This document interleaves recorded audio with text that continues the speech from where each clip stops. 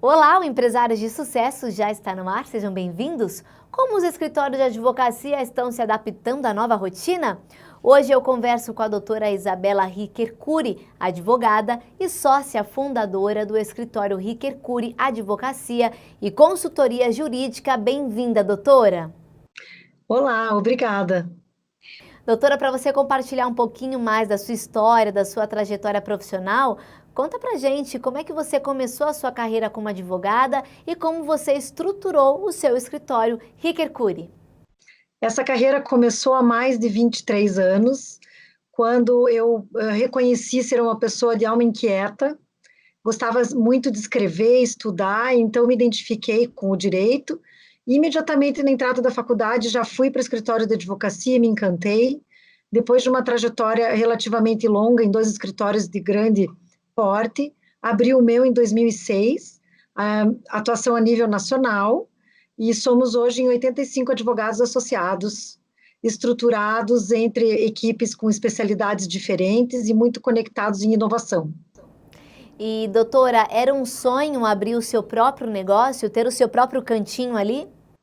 Sinceramente, não. Eu iniciei a advocacia muito feliz, trabalhando como associada de outro escritório, sócia de outro escritório, muito contente, realizada, e isso foi mudando aos poucos na minha vida, conforme veio o amadurecimento profissional, eu comecei a ter desejos, objetivos para implementar na vida profissional de um escritório de advocacia, convicções. Foi quando, então, com o passar dos anos, começou a crescer essa vontade de implementar as minhas convicções no meu próprio negócio. Não, isso é muito interessante porque é uma história que tem um exemplo muito bacana para outros empreendedores, né? Muitas pessoas que gostariam de ter o seu próprio negócio ou como você mesma que não pensava em ter um próprio negócio, as coisas foram acontecendo, as ideias foram evoluindo e amadurecendo.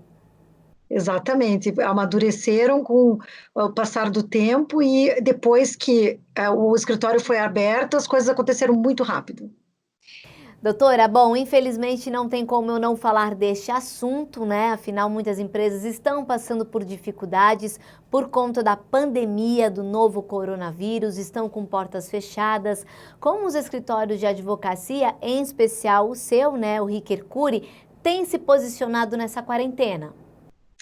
Imediatamente nós nos mobilizamos para fazer o home office. Felizmente, nós estávamos bastante preparados para isso em termos de acesso remoto, rede.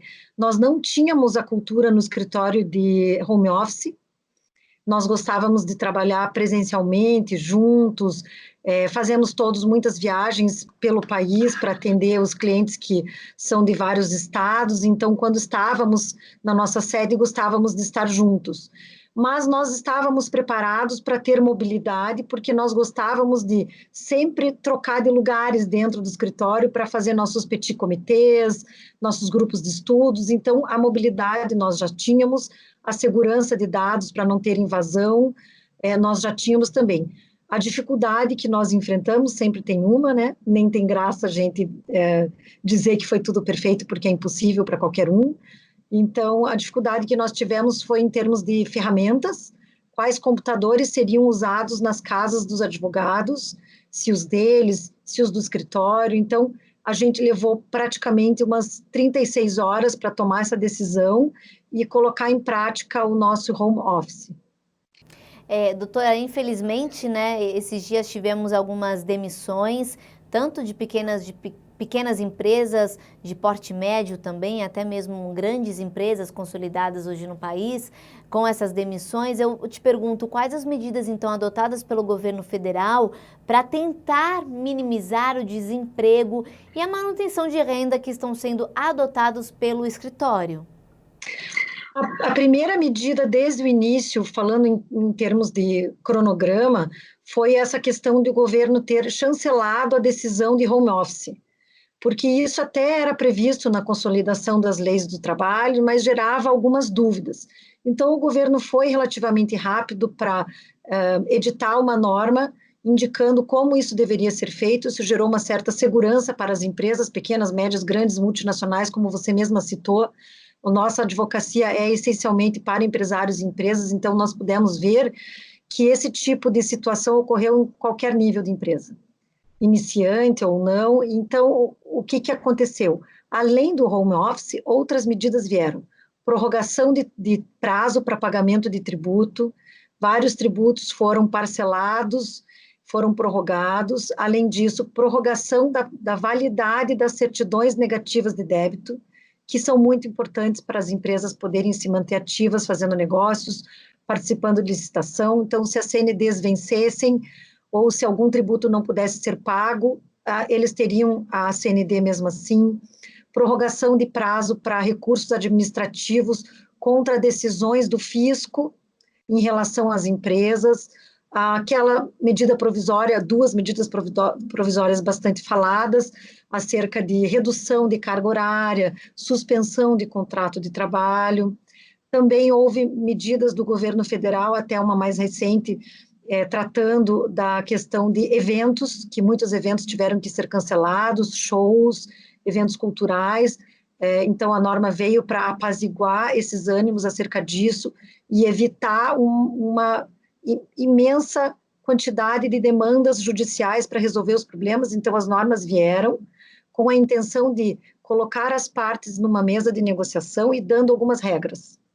Fora dessas regras, acaba sendo mesmo para demandas. Doutora, você acabou de falar, né, dessa nova modalidade, que algumas empresas já estavam colocando isso em prática, que é o home office, que é o trabalho em casa. Então, ou seja, a partir de agora ela tem sido realmente uma alternativa para não paralisação integral de algumas empresas. Fala para mim quais são as vantagens e as desvantagens de se trabalhar em casa. Home office é exatamente a de não perder o emprego, não precisar, às vezes, fazer nem redução de carga horária, nem suspensão do contrato de trabalho. Através do home office, as empresas conseguiram ter uma certa produtividade, não só na parte burocrática das empresas, mas também nas atividades de vendas, cobrança, organização. Então, essa é a principal vantagem. Outra vantagem é a questão da liberdade. Então, é o aprendizado da cultura que começa a surgir no Brasil com maior ênfase, acerca da liberdade de tempo em troca da produtividade. Medir por produtividade e não por tempo. Desvantagens, nós temos visto algumas. Então, nas primeiras semanas, todos ficaram felizes e satisfeitos, e depois começou-se a perceber uma série de situações para as quais as empresas não estavam preparadas, que é o risco do acesso remoto. Então, por meio do acesso remoto, pode haver ataque de hackers, mineração de criptomoedas, que acaba gerando problemas na rede, até em linha de produção de indústrias, vazamento de dados, problemas de proteção de dados. Então, é necessário um cuidado com a ferramenta que as pessoas estão usando nas suas casas, porque essa ferramenta está fazendo acesso remoto às redes das empresas. Então, a desvantagem estaria aí, na necessidade de aprender como fazer a segurança de dados, tanto na empresa quanto nas pessoas. Outra desvantagem, sob o ponto de vista das empresas, é a dificuldade no controle da jornada, se está sendo feita a hora extra ou não, se a hora extra é necessária ou não, o risco de ações trabalhistas em relação a isso, e em relação à indenização por uso de ferramentas próprias em casa para o trabalho, o risco de a empresa ter fornecido as ferramentas e haver algum tipo de avaria nessas ferramentas, porque as pessoas estão trabalhando em casa com os seus pets, com os seus filhos. Então, é uma novidade muito grande, realmente, com vantagens e desvantagens. Realmente tem que colocar isso na balança, né, doutora? Agora me diz uma coisa, pós-pandemia, qual a sua expectativa, qual a sua perspectiva para que tudo isso termine? Está otimista? Eu estou otimista, mas eu estou mais cautelosa do que eu estava no início. Eu estava consciente no início que seria uma evolução em V, para baixo rápido, para cima rápido. Agora nós estamos vendo que não vai ser tão rápido assim, justamente pela desaceleração da economia. Muitas empresas que já não estavam bem em seus negócios, a questão do isolamento veio para fechar as portas de forma definitiva. Além disso, essa questão da prorrogação de pagamento de empréstimos, prorrogação de pagamento de obrigações e de tributos, fazem com que, a médio prazo, as empresas acumulem obrigações financeiras. E elas não estão, nesse momento, podendo se organizar e parando para pensar como eu vou fazer de junho em diante, de julho em diante, quando começam a vencer essas prorrogações de prazo, porque elas estão muito focadas no hoje. Todos os empresários e grandes, médias, pequenas empresas estão tendo que rever as suas decisões quase que diariamente. Exatamente, doutora. Olha, eu também estou bem pé no chão e eu espero que a situação passe o mais rápido possível. E muito obrigada, viu, doutora Isabela Riquer Cury, advogada, por compartilhar as suas ideias e as suas informações aqui na área jurídica. Você é sempre muito bem-vinda ao nosso programa. Agradeço a oportunidade. Obrigada.